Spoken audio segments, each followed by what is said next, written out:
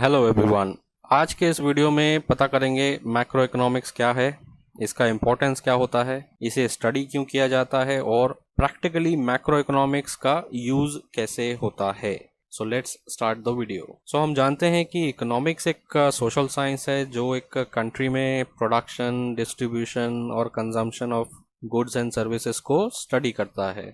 और इकोनॉमिक्स की दो ब्रांचेस होती हैं, पहली है मैक्रो इकोनॉमिक्स और दूसरी है micro economics. So micro economics में छोटे लेवल पर हाउस होल्ड और कंपनीज के डिसीजन मेकिंग को स्टडी किया जाता है। यहाँ ये देखा जाता है कि इंडिविजुअल्स, हाउस होल्ड्स और फर्म डिसीजन मेकिंग कैसे करते हैं, रिसोर्सेज का एलोकेशन कैसे करते हैं, अपनी वांट्स और नीड्स को कैसे सेटिस्फाई करते हैं, और जो फर्म्स होती हैं वो फर्म्स यानी कंपनी अपने प्रॉफिट्स को कैसे मैक्सिमाइज करती हैं। इसके अलावा डिमांड और सप्लाई और प्राइस का डिटर्मिनेशन कैसे होता है ये भी स्टडी किया जाता है at a micro level, at a small level. दूसरी तरफ मैक्रो इकोनॉमिक्स, मैक्रो मतलब बड़ी पिक्चर, सो हम पूरी कंट्री को एक साथ स्टडी करते हैं। सो मैक्रो इकोनॉमिक्स के अंदर हम क्या देखेंगे, नेशनल इनकम, पूरे देश की इनकम कैसी है, बढ़ रही है या घट रही है, पॉवर्टी के लेवल्स क्या हैं, इन्फ्लेशन कैसा है, ग्रॉस डोमेस्टिक प्रोडक्ट क्या है, एग्रीगेट डिमांड मतलब पूरे देश की टोटल डिमांड चीज़ों की कैसी है, बैलेंस ऑफ पेमेंट की सिचुएशन क्या है, अनएम्प्लॉयमेंट रेट्स कैसे हैं, इकोनॉमिक पॉलिसीज़ क्या सरकार बना रही है, इनइक्वालिटी कितनी है समाज में, इकोनॉमिक ग्रोथ क्या हो रही है। सो हम बड़ी बड़ी चीज़ों के बारे में स्टडी करते हैं मैक्रो इकोनॉमिक्स के अंदर। मेनली मैक्रो इकोनॉमिक्स का प्रैक्टिकल इस्तेमाल होता है पॉलिसी मेकिंग में। सरकारें यानी हमारी गवर्नमेंट्स अलग अलग मैक्रो इकोनॉमिक थ्योरीज को यूज़ करके ये देखती हैं कि देश से गरीबी कैसे हटाई जाए, अनएम्प्लॉयमेंट को कैसे कम किया जाए, इकोनॉमिक ग्रोथ कैसी की जाए। इस टाइप की चीज़ों को मैक्रो इकोनॉमिक्स में प्रैक्टिकली समझा और सॉल्व किया जाता है और पॉलिसीज़ बना के फिर गवर्नमेंट उनको इम्प्लीमेंट करती है। सो जैसा हमने देखा मैक्रो इकोनॉमिक्स में पूरी इकोनॉमी कैसे काम कर रही है, उसका बिहेवियर और परफॉर्मेंस को स्टडी किया जाता है। जैसा हमने माइक्रो इकोनॉमिक्स में देखा कि लोग इंडिविजुअल लेवल पे डिमांड कैसे करते हैं और डिसीजन मेकिंग कैसे करते हैं, उसी तरह मैक्रो इकोनॉमिक्स में हम पूरी इकोनॉमी की जो डिमांड है उसको स्टडी करते हैं और अनएम्प्लॉयमेंट, जीडीपी, इन्फ्लेशन एट्सेट्रा जैसी चीज़ों को एग्रीगेट बेसिस पे स्टडी करते हैं।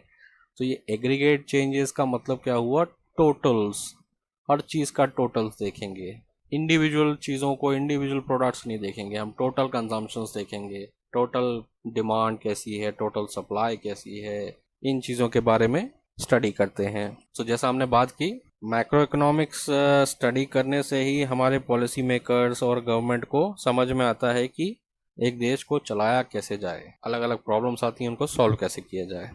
इन सारे तरह के सवालों के जवाब हमें मैक्रो इकोनॉमिक्स को स्टडी करने से मिलते हैं। अब मैक्रो इकोनॉमिक्स को लेके एक सवाल ये आता है कि इतने बड़े लेवल पर स्टडीज कैसे की जाए या कैसे की जाती होंगी। तो हम क्या करते हैं, एक एग्जाम्पल से ये देखते हैं कि ये लार्ज स्केल स्टडीज जो होती हैं देश में ये कैसे पॉसिबल होती हैं। सो ये देखा गया है कि गुड्स एंड सर्विसेज का जो प्रोडक्शन होता है अलग अलग इंडस्ट्रीज के द्वारा, वो जनरली एक ही डायरेक्शन में होता है। तो एक इंडस्ट्री में अगर प्रोडक्शन ज़्यादा दिख रहा है तो आपको दूसरी इंडस्ट्री में भी जनरली प्रोडक्शन ज़्यादा दिखेगा। तो एग्जांपल लें, अगर फूड ग्रेन्स का आउटपुट देश में बढ़ रहा है तो हमें ये भी देखेगा कि साथ साथ में इंडस्ट्रियल गुड्स का प्रोडक्शन भी बढ़ रहा होगा।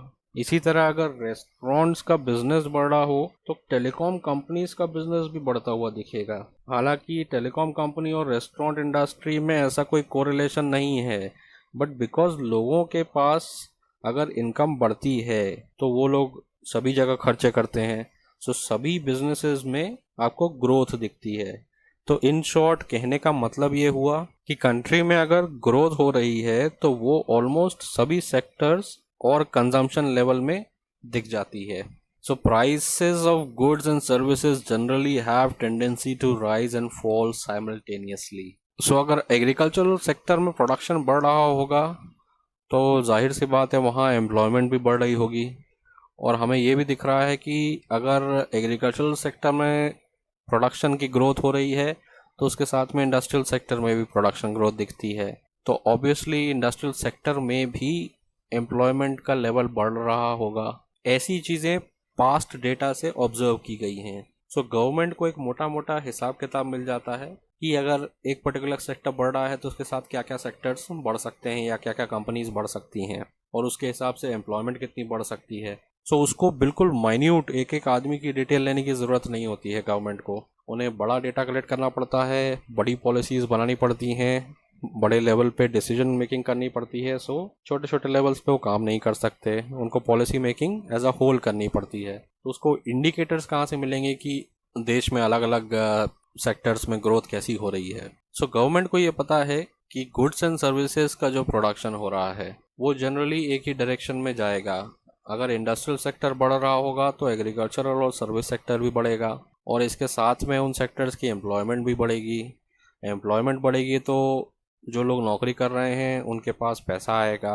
ये सारा डेटा गवर्नमेंट बड़े रूप में इकट्ठा करती रहती है। सो अगर हमें ये पता चल जाए कि एक कंट्री में production, price level, employment levels एक साथ और एक डायरेक्शन में ही बढ़ रहे हैं या घट रहे हैं, तो पूरे देश को एक साथ एनालाइज करना थोड़ा आसान हो जाता है। तो गवर्नमेंट ये जानती है कि अगर इस साल एग्रीकल्चरल सेक्टर में फसल अच्छी हो रही है तो कंज्यूमर गुड्स और व्हीकल्स की सेल्स भी बढ़ जाएगी, और साथ में नया एम्प्लॉयमेंट भी जनरेट हो जाएगा, जिससे गरीबी भी कम होगी। सो इंडिविजुअल लेवल पर हर समस्या को समझने से अच्छा ये है कि हम ब्रॉड लेवल पर समस्या को सॉल्व करने की कोशिश करें। और क्योंकि एक समस्या दूसरी समस्या से जुड़ी हुई है, सो एक चीज़ को आप सुधारेंगे तो दूसरी चीज़ें ऑटोमेटिकली सुधरती हैं। सो इसी तरह अलग अलग गुड्स जैसे शुगर हो गया, पेट्रोल हो गया, कार्स, टीवी, स्टेशनरी आइटम्स हो गए, टेलीकॉम इक्विपमेंट्स हो गए, इनको अलग अलग स्टडी ना करके एक सिंगल गुड को स्टडी किया जाता है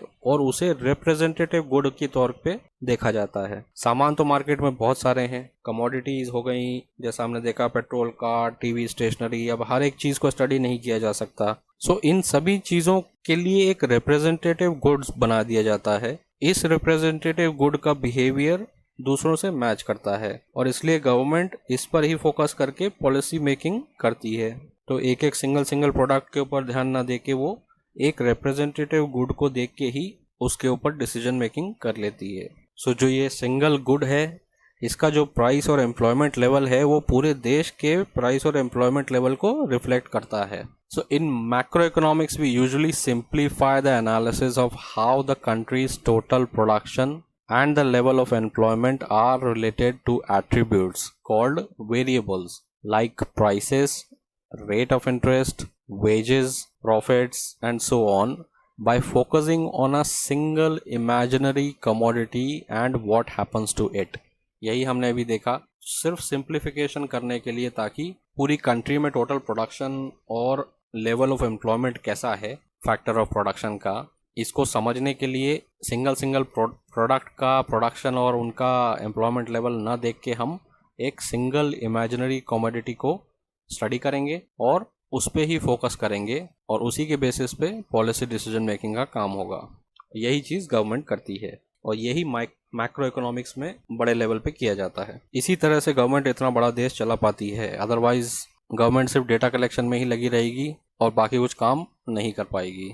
सो now we do not have to study what happens to real commodities that actually are bought and sold in the market, because we generally see that what happens to the price, interest, wages, profits, etc. for one commodity more or less also happen for the others.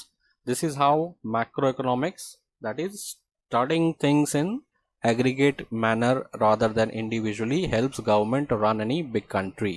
अब macro economics की ज़्यादा ज़रूरत वहाँ आती है जब economic variables जो हमने भी देखे, लैंड, लेबर, कैपिटल, प्राइसेस, ये सारे इकोनॉमिक वेरिएबल्स हैं अलग अलग, वो तेज़ी से मूव करने लगते हैं। जैसे प्राइसेस का तेज़ी से बढ़ना और घटना, एम्प्लॉयमेंट और प्रोडक्शन लेवल्स का बहुत तेज़ी से ऊपर नीचे आना जाना।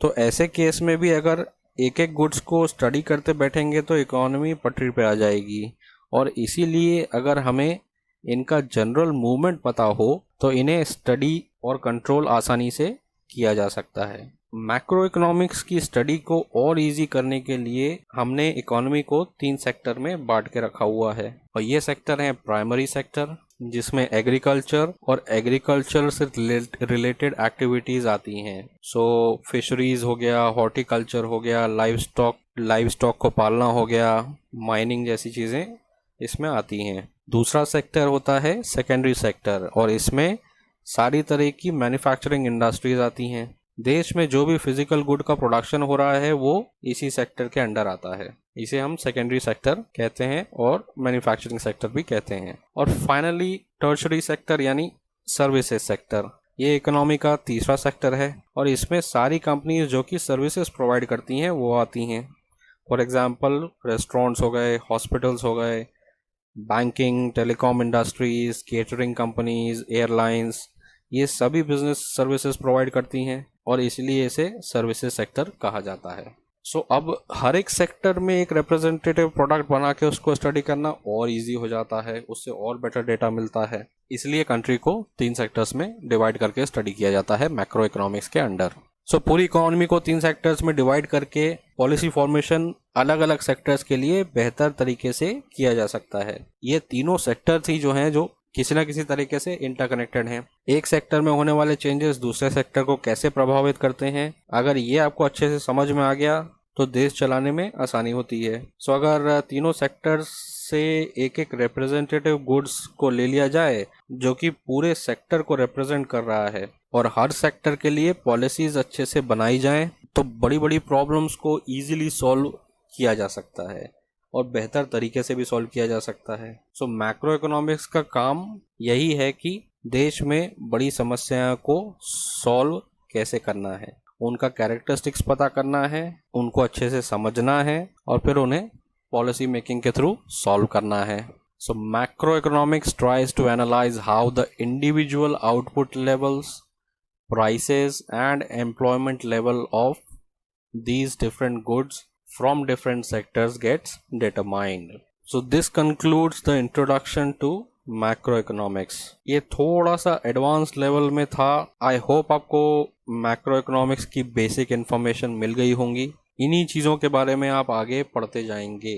चैनल को सब्सक्राइब ज़रूर करिएगा और वीडियो अगर आपको अच्छा लगा हो तो इसे लाइक भी करिएगा। मिलते हैं अगले वीडियो में। Thank you and good bye.